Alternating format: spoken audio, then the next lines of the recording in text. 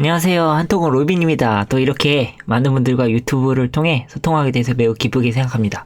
오늘은 제가 국토부에서 발표한 그 토지 취득 시기 자금 조달 계획서 제출 의무화에 관련해가지고 오늘 요거 제가 올려드리고 질문을 조금 받았거든요.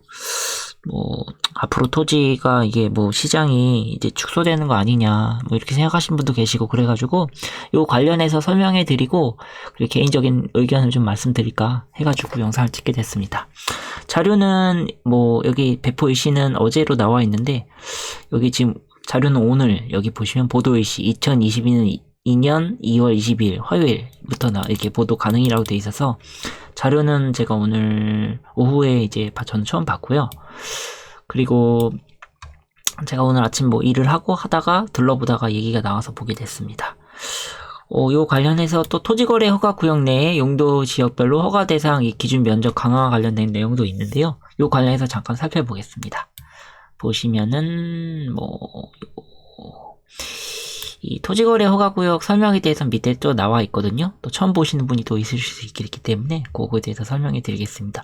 용도 지역별로 기준 면적이 10에서 300km 범위 내에서 따로 공고할 수 있었으나 여기 보시면 허가 대상 면적을 최소화하더라도 도심에 위치한 소형 연립 다세대 주택 등의 경우에는 허가 대상에서 제외될 수 있어 제도의 실효성을 약화시키는 게 곧 이렇게 지적되어 왔다, 이렇게 나와 있습니다. 그래서 원래 현행은요, 주거는 60, 상업은 150, 공업은 여기 나와 있는데 이렇게 이제 바뀌었다라고 나와 있습니다. 공업은 원래 660이었거든요. 상업 지역은 원래 200이었고 였는데 녹지역랑 기타는 안 바뀌었고, 그래서 주거지역, 상업지역, 공업지역 3개가 바뀌었다. 기준 면적이 이렇게 줄어들었다. 주거지역은 180에서 60, 상업지역은 200에서 150, 공업지역은 660에서 150으로 각각 조정됐다, 이렇게 보시면 되겠습니다. 그리고 오늘 제가 메인으로 말씀드릴 일정 이상의 토지 취득 시 자금 조달 계획서 제출 의무화에 관한 내용입니다. 원래 이제 토지는 이제 자금 조달 계획서 내용이 없었는데요. 이거 왜 바꿨을까 오늘 좀 생각을 조금 많이 해봤어요. 이게 무엇 때문에 바뀌었을까? 이제 토지 취득 시 편법적인 증여, 대출금을 정해진 대출증여, 그 다음에 대출금을 정해진 용도 외에 활용하는 등 투기적 자금이 유입되는지 확인할 수 있도록 자금 조달서를 제출하도록 한다라고 나와 있습니다. 그리고 이렇게 나와 있고요. 지정되는 이제 의무화되는 곳은 어디냐면은 수도권, 광역시, 세종특별자치시의 경우 이 기획부동산 등에 최소화하기 위해서 지분거래를 할 경우에는 금액에 무관하게 자금 조달 계획서를 내야 하고요. 그다음 지분거래가 아닌 경우에는 1억 원 이상의 토지를 취득할 경우에 하나여 자금 조달 계획서를 제출하도록 한다라고 나와 있습니다. 그리고 여기 자금 계획서를 제출 회피 목적으로 계약을 수차례 나누어 체결한 경우에는 1년 단위 이내에 서로 맞닿은 토지를 추가 결과는 합산해서 계산한다고 나와 있습니다. 그래서 1년 내에 이렇게 여러 개를 거래할 경우에는 합산해서 계산된다라고 알고 계시면 됩니다. 그다음 그 외 기타 지역은 보면 6억 원 이상 토지 취득한 경우에만 자금 조달 계획서를 제출하도록 한다라고 나와 있습니다. 이게 오늘 말씀드릴 핵심이고요. 우선 국토부에서는 투기 수요를 차단한다, 이런 목적으로 나와 있는데 제가 생각한 거는 요거를 적용한 게 이제 세금을 제대로 내고 있는지 그거를 확인하려고 하는 게 아닌가 생각이 들어요. 이 국토부에서 왜 이런 정책을 펼까, 그런 거를 항상 이 국토부 입장에서 제 생각을 많이 하거든요.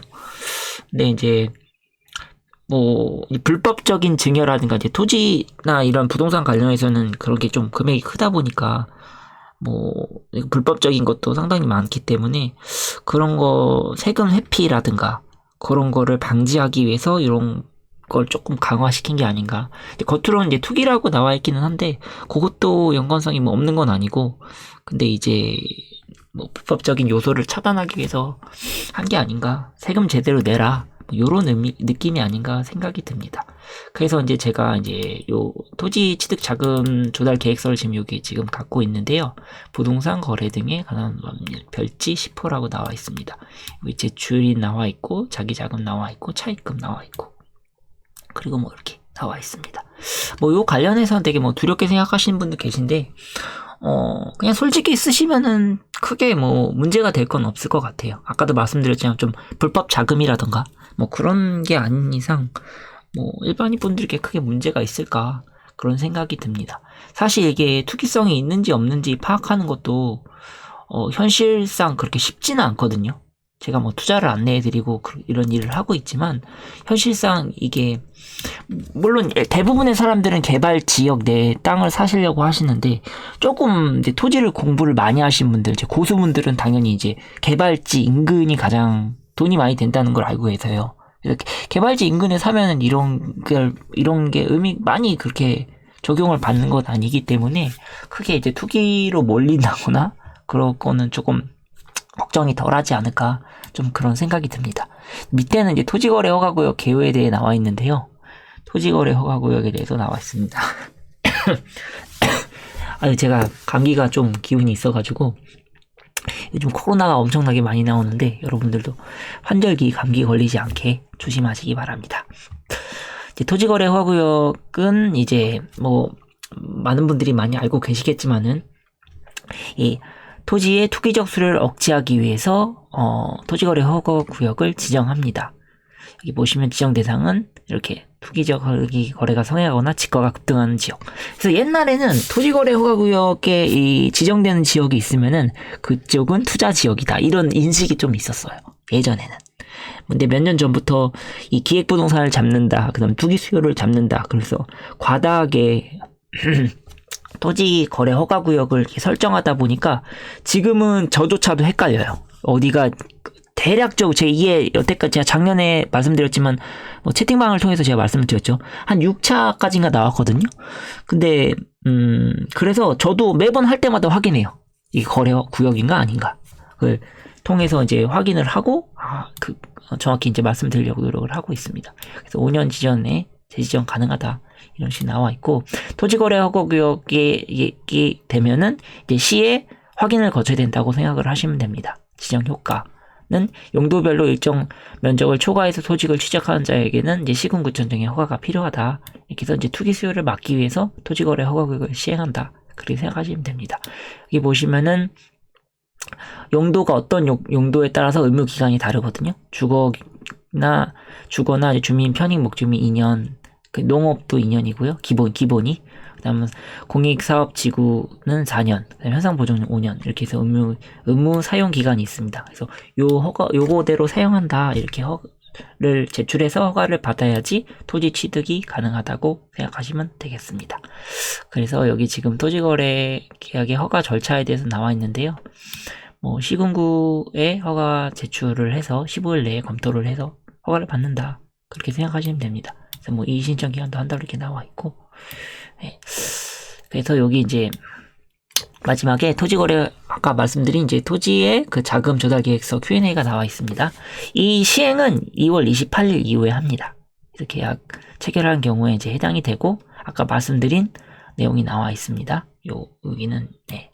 기타 지역도 이렇게 나와 있고, 제출 방법은 여기 보시면 부동산 소재지 시공구청 방법을 제출을 가능하고, 그 다음 공인중개사를 통해서 제출이 가능합니다. 예, 그 다음 3자 대행해서 제출하는 경우도 이렇게 나와 있습니다. 보통은 이제 공인중개사 통해서 하시는 경우가 제일 많을 거라고 생각이 듭니다. 그 다음 이제 부동산 거래 신고서까지 이제 동시에 제출해야 되는지에 나와 있습니다. 그래서 자금조달계획서는 부동산 신고서와 별도로 제출할 수 있으나 부동산 신고계획서를 제출되고 자금조달서가 제출하지 않는 경우에 별도로 신고필증이 발급되지 않는다라고 나와 있습니다. 결국 이제 필수 일괄 부동산 신고서와 자금조달계획서와 일괄 제출을 권장할 걸로 나와 있기 때문에 요거 할 때 한꺼번에 일괄 제출하실 걸 권해드립니다. 부동산을 통해서 하시면 뭐 크게 문제가 되지 않기 때문에요. 그래서 앞으로 이제 요거에 따른 이제 토지 거래가 어떻게 되고 이제 땅값이 어떻게 움직일 거냐, 그거에 대해서 개인적인 생각을 조금 드리면은 요게 시행이 2월 28일 날 됩니다. 근데 그때 이후에는 요 제도에 익숙하지 않은 분들이 이제 있을 테니까 약간 움츠러들 거예요, 아마. 이거 뭐 토지 사도 되는 건가? 이런 분위기가 많이 형성이 되고, 그 이후에 뭐 한 2주에서 한 달 정도 지나면은 조금 이제 익숙해지는 기간이 있을 테니까, 그러면은 그 이후에는 뭐 크게 문제가, 저는 이거 가지고는 뭐 크게 문제가 요거 해가지고 뭐 토지를 안 산다, 이런 수요는 많이 없지 않을까. 기본적으로 토지 수요가 꾸준히 있기 때문에 뭐 일부 소액 투자라든가 이런 거가 많이 조금 줄어들겠죠. 1억짜리라든가 요런 수요가 조금 줄 수는 있는데, 그 개발 지역에 대한 토지 수요가 줄거나 그럴 것 같진 않다라는 게 개인적인 의견입니다. 그래서 뭐 크게 제가 이제 뭐 채팅방에도 말씀드렸지만 크게 신경을 쓰지 않으셔도 될 것 같다라는 게 개인적인 의견입니다. 그래서 오늘은 제가 오늘 그 발표한 그 토지거래 허가령 내 용도지역별 허가 대상 기준 면적 강화와 그다음 이제 자금 조달 계획서 제출 의무화에 관련해가지고 어떻게 지금 진행이 될 거고 28일부터 그다음 이제 그 내용과 그 제 개인적인 생각을 말씀드렸습니다. 또 새로운 소식 있으면은 뭐 종종 올려드리기로 하고, 또 다음 시간에 다음 영상에서 또 뵙도록 하겠습니다. 또 궁금하신 거 있으시거나 그러시면 이제 댓글 남겨주시거나 문의 주시면 말씀드리도록 하겠습니다. 감사합니다.